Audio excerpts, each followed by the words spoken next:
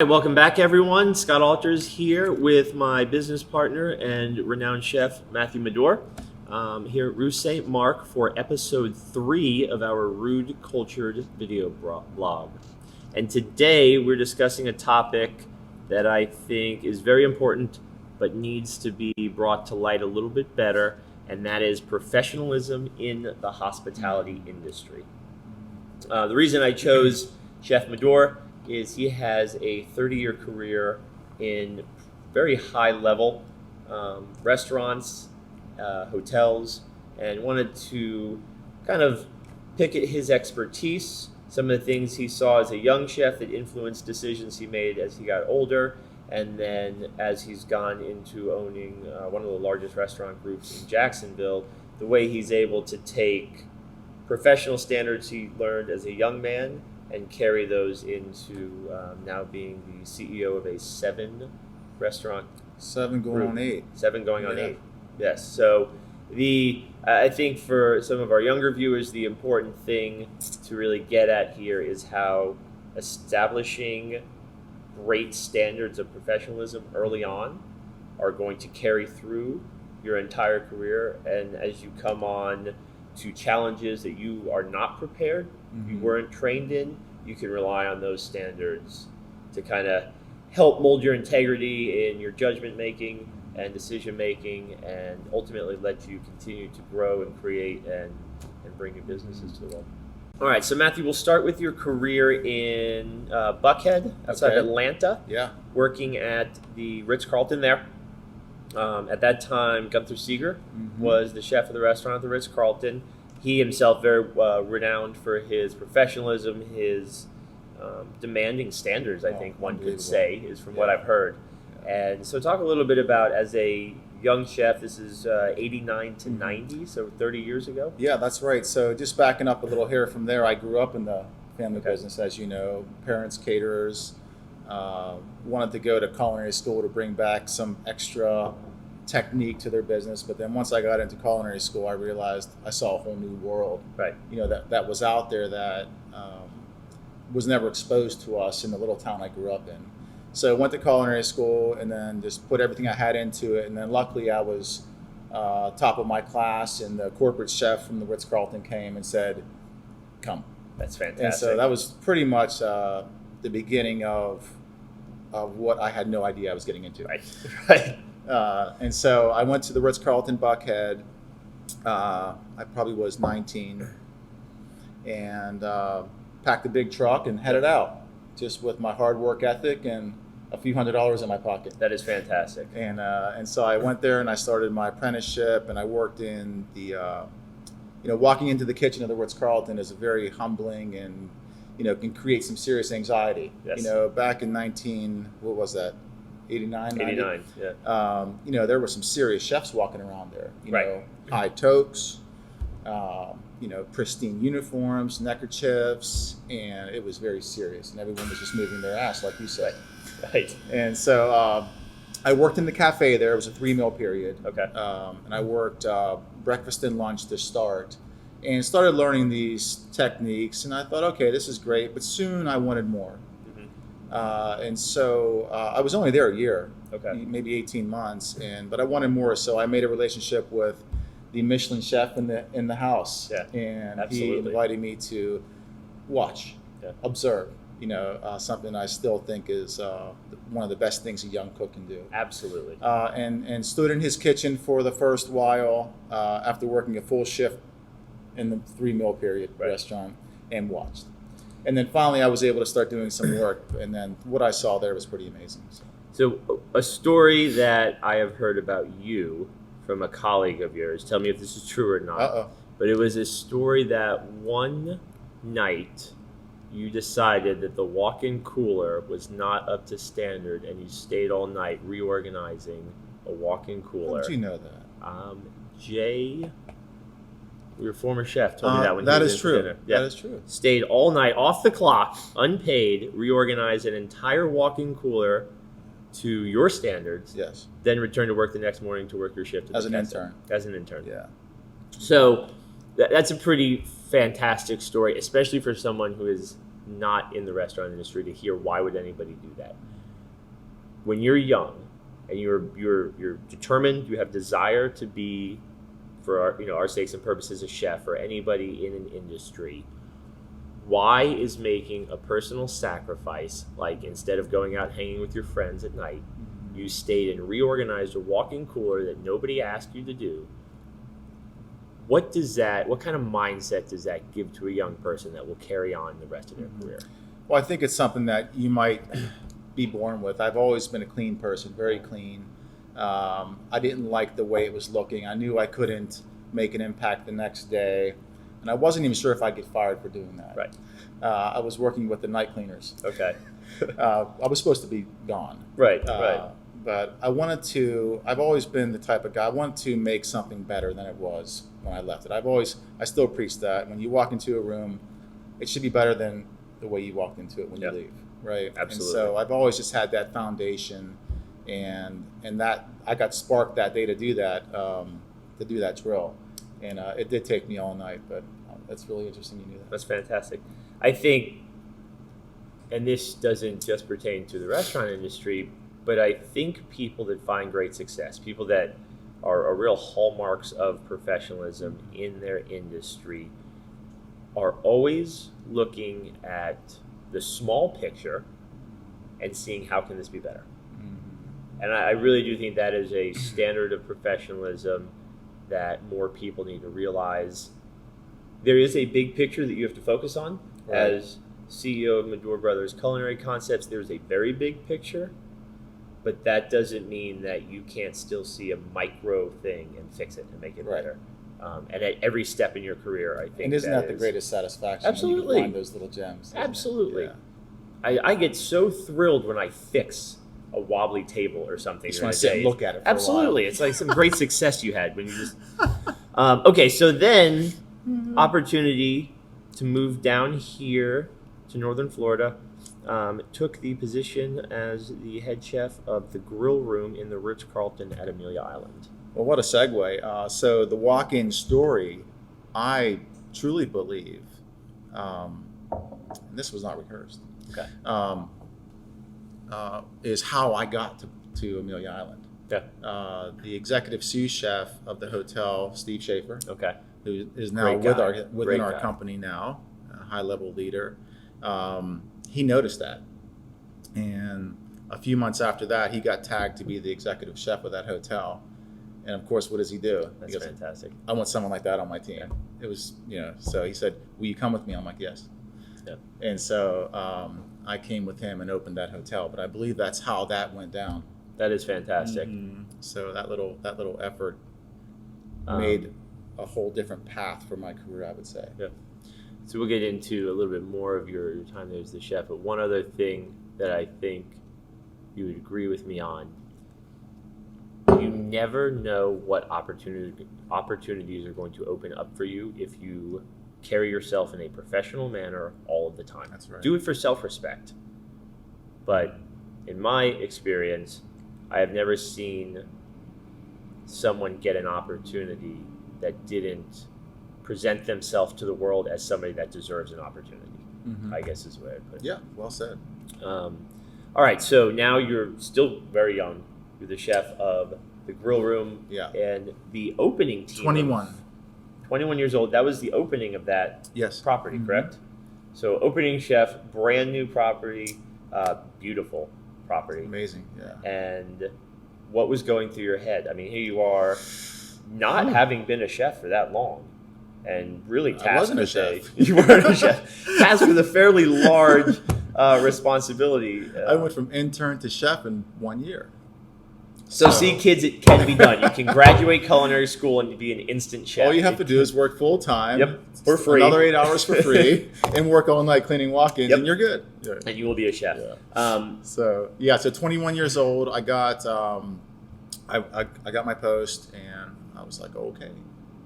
And I had great support with Chef Steve. Mm-hmm. It was a level of confidence that I really appreciated and relied on. That I can do this. I have someone overseeing me who cares a lot about me, and so that made it a lot easier. But what a challenge. I walked into a place that I was the youngest person by far. I was the youngest chef of the Ritz-Carlton company That is at fantastic. the time, and all of my cooks were much older than me. Yes. And so I had to learn how to lead and motivate and mentor and discipline older men and women. Right. And I was a bit cocky myself, you know. That is surprising.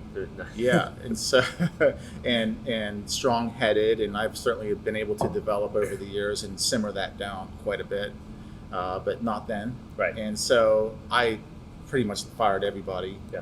and just had to start from scratch. I started pulling people I liked with not very much talent throughout the hotel to come be on my team. Right. Some were even going to be getting fired. This is One kid, and Kenny Gilbert was able to come with me. He was an intern, and we slowly built a team that we could come together and have camaraderie, right. and a common goal, and achieve the best we can. And the professionalism was, at that time, I thought was the highest it could be. Okay. And the discipline and the way we treated each other and the way we treated the ingredients. Right. And so we just kind of rolled with that. Within a few years, we got 5 Diamond. That's fantastic. And so 5 Diamond these days is, it's not something we focus on. Right. But at that time, it was amazing. I was only the second restaurant in the company to get that. That's First was my mentor, Okay. Gunther. And so that tied us closer together. And it was the only one in Florida. Right. And so at that time, that's when I got the opportunity to go abroad. That's fantastic.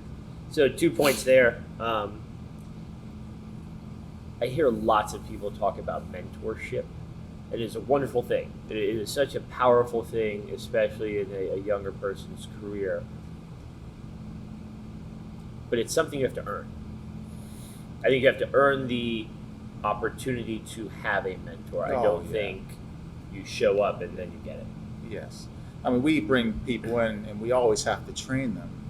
But, through that training period is when you decide, okay, that one needs to be mentored and that one needs to be mentored. When you see that bit of something that you can grab onto and start to polish it. Because it's a big commitment from the part of the mentor to take that extra interest in somebody, to go out of their way to bring. I mean, it's a lot of extra work. And mentorship can also be self-driven. You can not idolize, but you can just study. Yes. You can study the philosophy, the professionalism, the technique, the disciplines that you see, the way you approach something. You can just visually be mentored. Absolutely. Right? Absolutely. You don't have to say a word sometimes, Right. but then through that, many good words were spoken. And with the advantages we have today in videos on the internet, you can almost get into the kitchen of a 3 Michelin star restaurant and see how they operate their service during the night, and you'll pick up all kind of great things. Yeah. Standards of professionalism from these videos, reading books.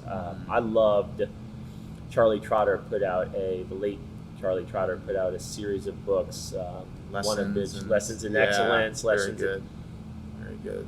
I think I read each one of those copies 3 or 4 times. I need to go back and read that. It just was fantastic to listen to somebody who had reached the pinnacle of their profession give advice to young people. So through a book, through watching, you can mentor yourself. I believe that very much. But you should be the one pushing to advance, and somebody else will help you with that. Don't sit around waiting, hoping somebody gives you the magic key to open the door. It won't happen. Will not happen. Yeah. All right.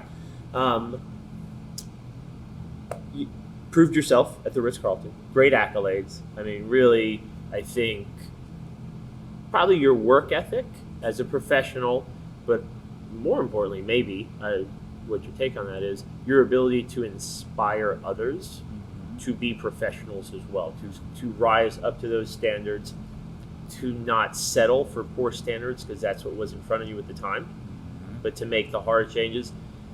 You fire your entire staff. There's a lot of work that falls directly on your shoulders. It's not something you do nonchalantly. You have to accept the fact that you're taking on an even greater challenge than was already there. So it's a big step, but if you're determined to raise the standards of professionalism in your organization, it's oftentimes necessary.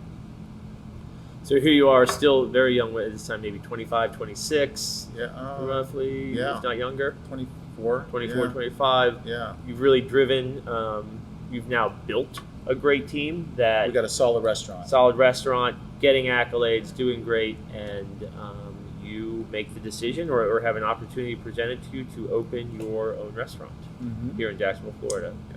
So that was 1997. Matthew's Restaurant opened.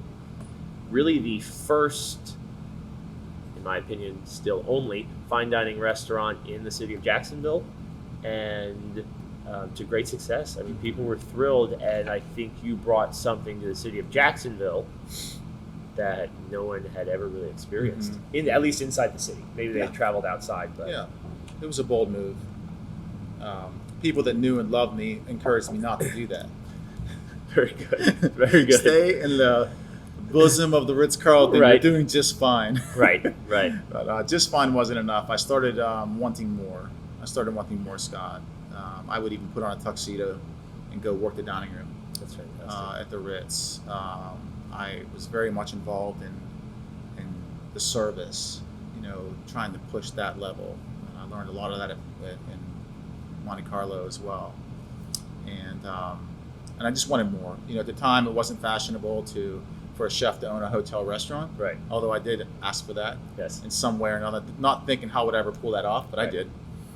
It always seems to be my last thing to figure out is how we're going to do it. Yes. The dream always pushes it first and foremost. And anyway, so it was a bold move to come in here to Jacksonville to open that first restaurant. I had a lot of folks coming to the Ritz to visit, to enjoy an experience, and I thought, what such a risky business.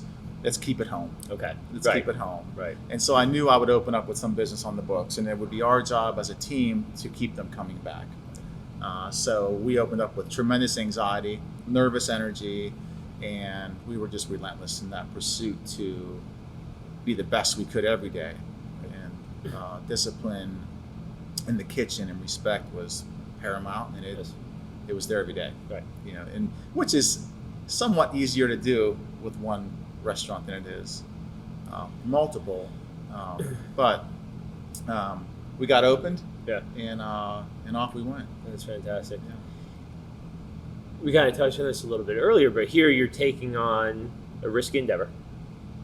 Some people have advised you not to. You don't have an example in the city of somebody else who has accomplished this. So you're now entering into uncharted waters. Yeah. But you're determined. You've already accomplished a level of professionalism that you've been recognized for, and you want to bring that here. Is standards of professionalism, knowing that this is the way we do things because this is the best way to do them, we will not cut corners, we are not going to buy inferior product, we are not going to understaff and give bad service, whatever those standards were. I mean, that's almost a comforting, as hard as those are to achieve, it's almost a comfort when things are scary. Oh, yeah. Because you at least know our team is going to come together and do these things that are very good. Yeah. Without that in your gut, I don't know if we would have made it. Right. We literally opened up and went to work daily. I mean, even now, 30 years later, when I do something special outside of my norm, I still get these butterflies. And I'm thankful for those, because it makes you just really just think about what you're doing and give it your all. And so I'm thankful for that. But we approached that restaurant with everything we possibly had. Yeah. And we enjoyed it. Yeah. And we made an example of how to maintain a kitchen and how to keep it clean. People used to comment, we love coming late for dinner so we can sit and watch how your team hangs off the hoods and scrubs them every night. And these are the things these disciplines that we got pushback for early on, are the things that brought employees and team members back to us. in later years that say, that was really tough to do, but I'm having trouble working at this particular place because the environment, I don't feel good in that kind of environment. And so those things that people hated are what drove them back and what they really remember about being special. So I will say personally, making the decision to move back to Jacksonville, I think one of the reasons I had such a desire to open a restaurant that I had control of was because I didn't want to be subjected to anybody's lower standards. I wanted to set my own standards. And you have. I didn't want to work for somebody that didn't push themselves to improve every day. And I just felt opening a restaurant was the best way to make sure at least I had, as hard as it would be, I set the standards. Yeah, I love seeing what you're doing. I mean, I love following you. I love watching your growth. You remind me so much of myself when I first started what I was doing. A bit neurotic and a little crazy, but yes, we're made it 3 years. It's really nice to see, Scott. I'm really proud of you. But as we're kind of talking, I think the standards of professionalism are the compass that drives you, and it's the thing you can always fall back on. Mm-hmm. You can always fall back on the next morning when I come into work. As crazy as last night was, the kitchen's clean. And everything's ready, everything's in its place, and I get to start over again. Yeah. We may have had a rough service last night, but I have a brand new clean kitchen to walk into, and we can do it again. Yeah. And those, when you're trying to do things that are difficult, having that as your mooring is very important. There's a line that I heard attributed to Chef David Boulay, but I don't know if it was renamed from him. It said, if you don't feel like you're always about to fall on your face, you're probably not doing anything important. There you go. And I think it's a great line, because if you're comfortable and things are kind of easy, you let things get laxed, and you're not maintaining standards. Yeah. If you are pushing to get a little better every day, there's something powerful behind that creates wonderful things. So then 4 years after Matthew's restaurant has become a success, business is good. Your brother David, who has worked with you now for quite a few years, you had mentored him, and you opened Restaurant Medure in Ponte Vedra, another fantastic example of both professionalism and just high fine dining standards in the northern Florida area. Becomes a huge success, instant I guess neighborhood favorite if you can consider Ponte Vedra as a neighborhood. Very big neighborhood. Great neighborhood. And now you've taken the standards that you were able to oversee on a day-to-day basis, and you've expanded them, so your personal control is not on both at the same time, but the standards you created go with your brother to Restaurant Medure, and now you're able to operate two restaurants with the same set of standards. That's right. That's got to be a very difficult step now. Well, it's the order that you have to take, right. And so many of us, and I'm at fault as well. When you try to do one before the other. Yes. If you can't extend your culture before you extend your footprint, right? Then you're going to have a struggle. Yeah. And so it was great to see my brother David work the last 3 years with me at the Ritz. Okay. We left together with our manager Marshall Brown. He came as well, and so we were incredibly successful 97, 98, 99 here, and quite honestly, I just they're ready to fly. Right. Could not have any more opportunity for growth, and so that is one of our core beliefs as well, is just the growth and mentoring and pushing from within. And so that was the main motivation to create Restaurant Medure. Okay, excellent. And it's amazing, 21 years later, they're both still there. Right. In some ways, I mean, they do more now. Yes. That we have a lot of locations, but that was primarily their role. Right. Up until our last restaurant opening. That is fantastic. So pretty cool. Yeah. That foundation that you can build on top of, and I do, especially in the restaurant industry here in Jacksonville, I think I've seen many people grow before building a foundation. Yeah. And then they also fall. And it's because there wasn't that culture of professionalism that the most driven participants stayed in, wanted to help grow it. They became committed to the organization and wanted to make their own mark and bring their own standards and their own version of improvement to the business.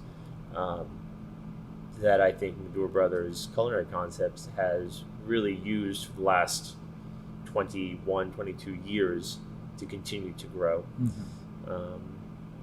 Even you have 3 M-Shack restaurants, which from a price point standard couldn't be any more different than Restaurant Medure or Matthew's restaurant. It is the other side. The exact other side. Yeah. But even there, you're providing hospitality for guests. You're providing them something that your nourishment, food that they want. You're providing an experience for them. It may be more driven to families with children who want to come bring their kids to a great restaurant, casual, as opposed to the anniversary dinner. But there's still standards of professionalism. That's right. That's right. And I think one of the most fascinating things about the American restaurant industry over the last, let's call it 15 years, maybe more accurately a decade, you have the standards of fine dining, whether that's the food being served, the product being sourced, the level of service, the wine list, is going from fine dining restaurants, and now it's kind of permeating into the more upscale casual, even to the casual dining. Whereas we had such a gap between fine dining and everything else. Yes, there was. And that middle segment seems to be a sweet spot. Oh, it's such a joy. Yeah. You touch a lot more people. Yes. Your demographic certainly expands. And expectation doesn't go down, though. No. And once you set the standard of, say, a Matthew's, for example, which was our first restaurant, no matter if it's Matthew's now or a burger and a shake, those expectations have stayed with us, which keeps us very challenged. Absolutely. As if instead of if we went the other direction. Absolutely. But it's always a great challenge and a push every day. But it still gives you the target to hit. I think trying to operate any business or be a professional in an industry without a target is kind of has to be a difficult. Whenever I get the opportunity to talk to our ladies and gentlemen of the M-Shack, I always tell them, I said, one of the reasons I started this business was I wanted guests to leave a fast casual experience, walk out the door and say, wow, I was not expecting that. Right. That's the phrase that I kind of built that concept on. Yeah. Are we there? No. Do we push daily? Yes.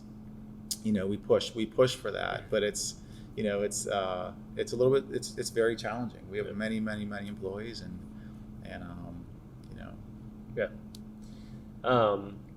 So let's move on to, thank you for sharing 30 years of your professional history here, but let's move on to things you've seen, changes you've seen over the last 30 years in the way that industry professionals behave, dress, speak, practice their craft.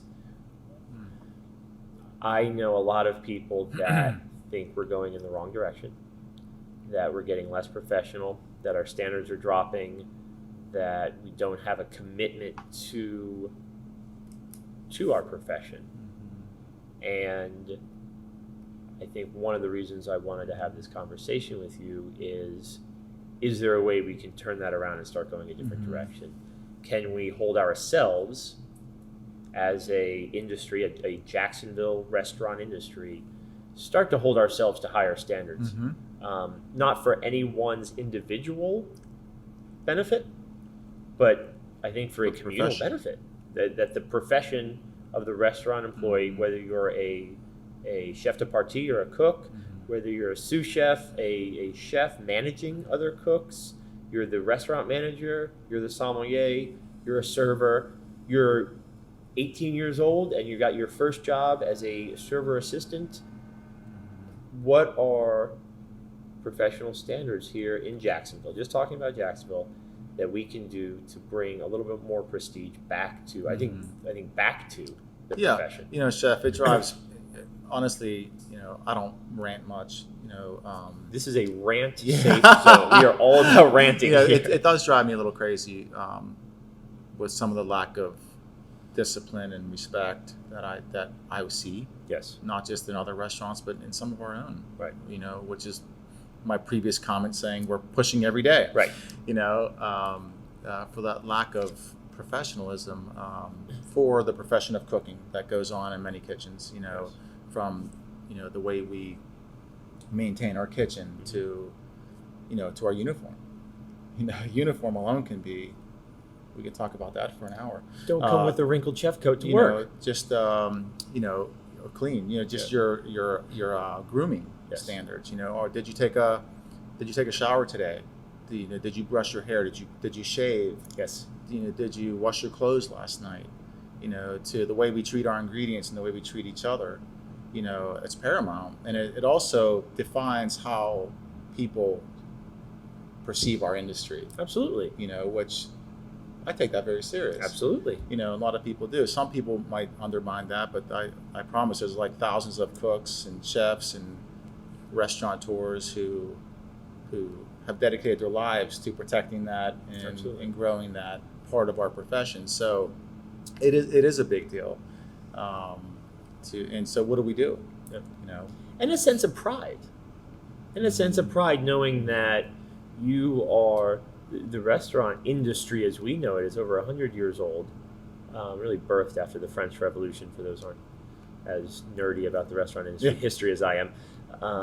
And the standards were just continually raised and raised and raised. Mm-hmm. And now I see a decline, and I think this next generation can bring it back. Mm-hmm. I really do. Well, yeah, we're kind of, we're standing on the shoulders of all the many great chefs before us, right? And it's our turn. It has been our turn for a long time, actually. So how do we get our team players, our cooks, our interns, our chefs? Mm-hmm. It's going to be their turn. Absolutely. And so how do we groom them, and what standards do we hold them under? How do we train them and mentor them to grow in that fashion, to protect what has been established, a long time ago? We don't wear the totes anymore, but as Chef Escoffier a long time ago, the higher your toque meant the higher leader you were in the kitchen. When you put that on, it stood for a whole lot of things. Now, I don't think that's a problem not wearing chef toques any longer, but just being crisp and clean and approaching your business, approaching your workplace the day you're going there with pride in your uniform. I love an old saying of a chef I used to work with. He always looked so good, he says. And he'd say, if you look good, you feel good. If you feel good, you cook good. Yes. And that is so true. Absolutely, it's true. When you have pride in that, in your professional kitchen, things flow so much better, I believe. Another part of professionalism that I was exposed to at a young age, and then early on in my career, I met other colleagues that kind of held to this, but I see less and less of it now. So both of my parents were professionals. My father in the accounting profession, my mother was in the medical profession. Mm-hmm. And from as long as I can remember, in addition to the jobs that they did, they would study at home. Whether it was my mother taking medical recertification classes, my father studying tax code or tax law. Continuing ed. Not being paid, but continuing their advancement in their profession so that they could do their job better. And that, to me, it's one of my favorite parts about being a chef, studying cuisine, studying culture. But it makes me better every day. I think that is probably maybe one of the most missing characteristics and disciplines today. Yes. I did the same thing. I loved it. I don't quite have the time for that now with Correct. 7.5 restaurants and 6 kids, but I love to be able to get alone and study that. Absolutely. And I love to be able to bring that to work the next day and do something. Yeah. I still see you doing it. It's so awesome to see it. I love it. A lot of the the cooks and professionals right now, I think, for whatever reason, maybe leave work and probably don't do that. Which is such a shame. And a lot do, but a lot do not. But you have to be voracious about it almost. Mm. I would come home after a 15, 16-hour shift in a kitchen. You wouldn't get home till 11:30, 12 at night. And if the Michelin Guide had come out, at first I would just get the copy and then it was just available for free online. And I would go through every restaurant in that guide and look up their website. Any word I didn't know on the menu, I would research. Mm-hmm. And it would take me a month or so to go through the whole list. And then New York would come out. And what I learned by doing that was just, you can't replace that knowledge. And that was 2 hours every night after a 16-hour shift in a kitchen. But I wouldn't think of doing it any other way. And what that, I think, kind of something we said earlier, it allowed me to mentor myself based on all these high standards that I was exposing myself to in my free time that have had such an impact on my career. So it's powerful. It expands. Absolutely. It expands your knowledge. It's really powerful, even if it's not 2 hours. Even if you can just fit in 30 minutes. Right. I would give that advice. Absolutely. Every day. Mm-hmm. Every day. You're even if it's just learning about a piece of cheese. Yes. Just something. Yeah. I think that's one of the most fun things about our business is buying cheese from the local shop and some wine and trying them together is just fun and advancing your knowledge. Yeah. On the service side with wine, service technique, understanding food, I think for professional servers, there is such a joy in the study of wine service, the history of wine. If I was not a chef, I would have loved to have been a sommelier. Is that right? Absolutely. I like history and culture, and wine plays such a part in it. Oh my goodness. And the trips you get to take. Best part. But that is, if I was a server in any restaurant that served wine, I would be studying wine. Mm-hmm. Not only is that going to increase the check and your tip, you will never learn everything there is to learn. And that connects you to your profession. It connects you to your craft. I don't see how you could be a server in a restaurant and not actively study wine nonstop. What a value it brings to your guests that you're taking care of them. It is part of the experience for sure. Yep. And I think ongoing, the experience is what's going to drive the success of a restaurant. Of course. Moving forward, 100%. I believe that. But what a joy it is to share the passion for your knowledge, your craft, with a guest who has come here. When a guest walks into your restaurant, they're there to experience, and I think this is the next shift in Jacksonville restaurants. I think we're going to go from, this has been our menu for the last 15 years, this is what we do, to people coming to a restaurant to see what a chef has prepared. Here at Rue Saint-Marc, we have so many guests that love seeing what wines Gabby's brought on, what cocktails she's made, how she's pairing this with that. So both from a chef perspective, a beverage professional perspective, or just interactive hospitality, they're coming to experience what you've created. That's right. It's going to be all about the experience. You have to give them something worthwhile and of value.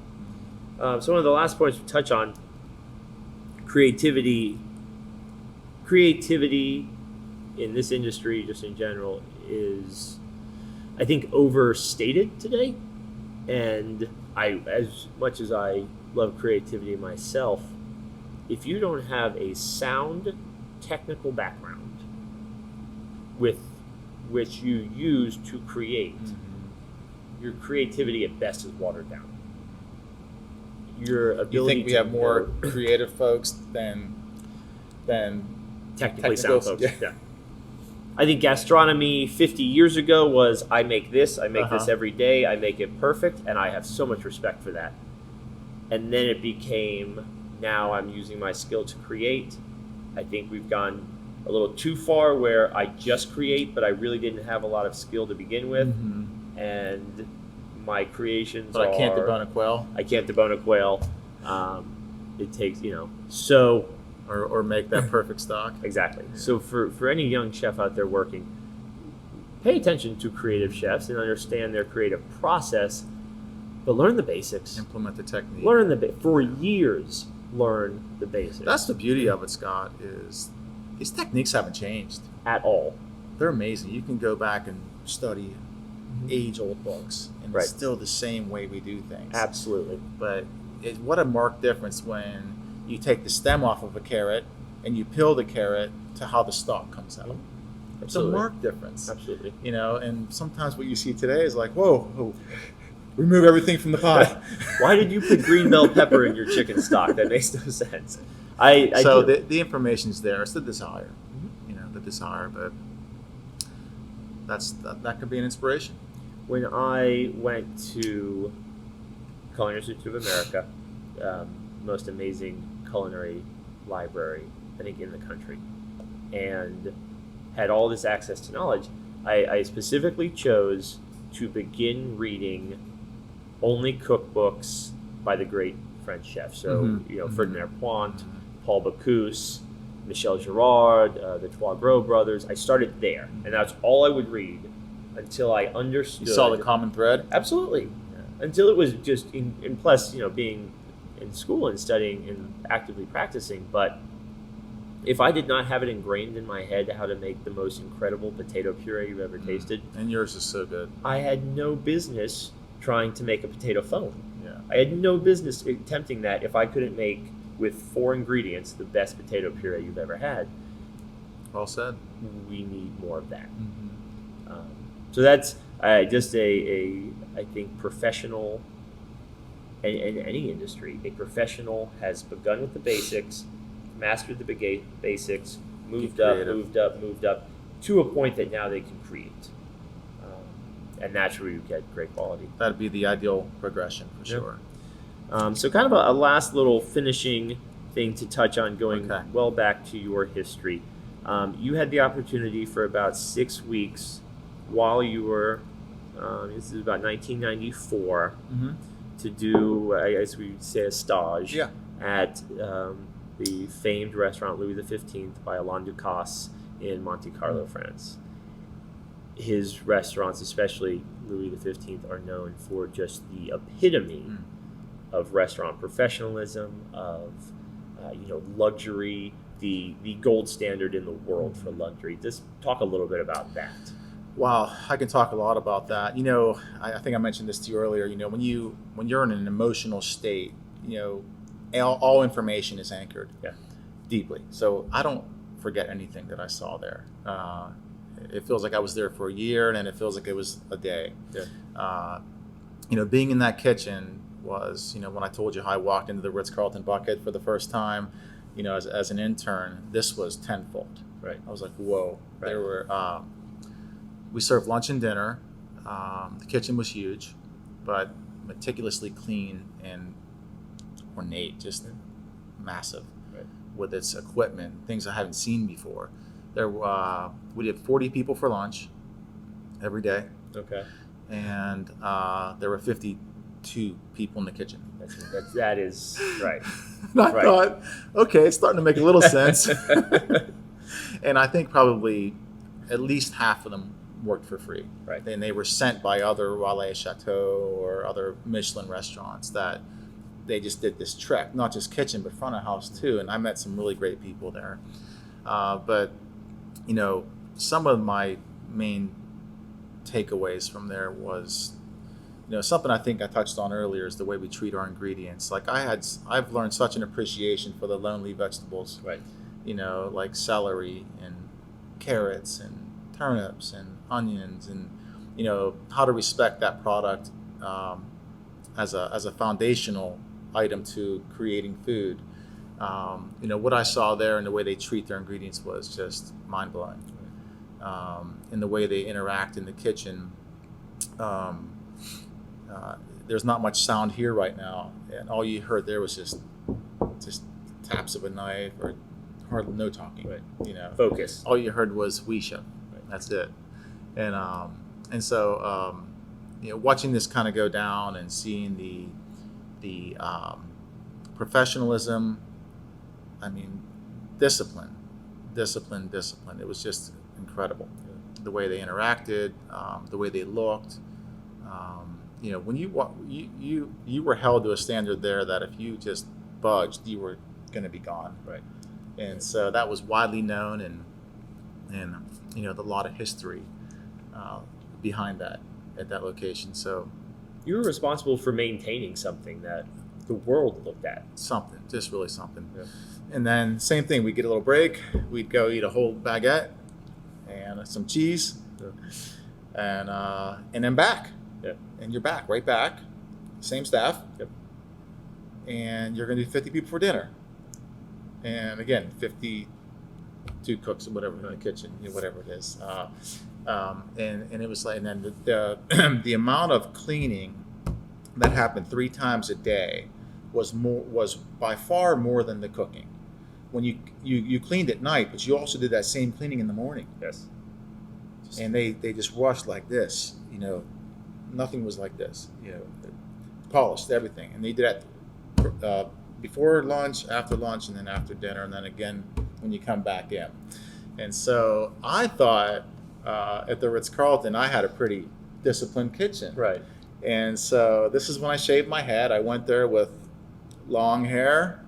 I came back bald. That's wild. It was like I was new. Yes. And from that time coming back, I treated our profession a little differently. It really, really impacted me to say, wow, I thought we got 5. We're the arguably one of the best restaurants in this country, and I just got slammed. Right. Very humbling experience. So I came back to the Ritz. I fired our night cleaners. Okay. I said, you're not allowed to clean my kitchen any longer. And the general manager's like, what are you talking about? Yeah. I'm like, I don't want anyone cleaning this kitchen. And so from that day forward, we scrubbed our hoods, we scrubbed our equipment, and everybody took that pride. And we all washed our own pots and pans. And so you started seeing this culture shift. Right. And now we started getting more and more talent wanting to come and work there. Right. And so what an amazing pivot. That is fantastic. It really was great. Great memories. Got to eat in the dining room and experience that. The food, the service, just unbelievable. Yeah. It's great to have those standards to admire and to strive for. And even in a restaurant like Rue Saint-Marc, which we really modeled after a neighborhood bistro, Mm-hmm. I still pay so much attention to the giants of fine dining because there are little pieces of information that can make things better here. Mm-hmm. I don't know what we'll fix tomorrow, but something will get a little better tomorrow, and the next day, and the next day, and that strive for the improvement of your standards, how you operate, who you are. I think it becomes your identity. Yeah. It molds your integrity. This is who I am. I will not do this because it's beneath me, and I will always push to be better at this. Mm-hmm. And we, I think as a industry in Jacksonville, we need more of that. We do. We need more of that. If we all can step up to that tune, Yes. Again, I'm at fault. Maybe that person that just doesn't fit in and doesn't Right. give any care about our profession. Maybe they can't leave and quit when you say clean your station and go get a job right down the street cooking. Right. Maybe that person down there might say, no, we're not accepting that either. Right. And I think slowly you might see that shift. So this is a challenge, Jacksonville. If you are managing a restaurant, if you are a team member in a restaurant, go to work, set higher standards for yourself than you had yesterday. Demand that the people that work for you live up to those standards. Push your teammates, push your employees, and let's make a better restaurant industry for all of us moving forward. Thank you so much for sharing. Yeah, this has been great. So inspiring. Yeah. Really, I hope this drives some people to get out and, this post-coronavirus quarantine, that we look at this as a new lease on the life of our profession. And hopefully we have some very motivated individuals here in Jacksonville excited to bring it to the next level. It is. It's a great city. There's so many great Phenomenal cooks city. out there. I'm really proud of what's happened here. And I think with your works and things like this and the community coming together, we'll be one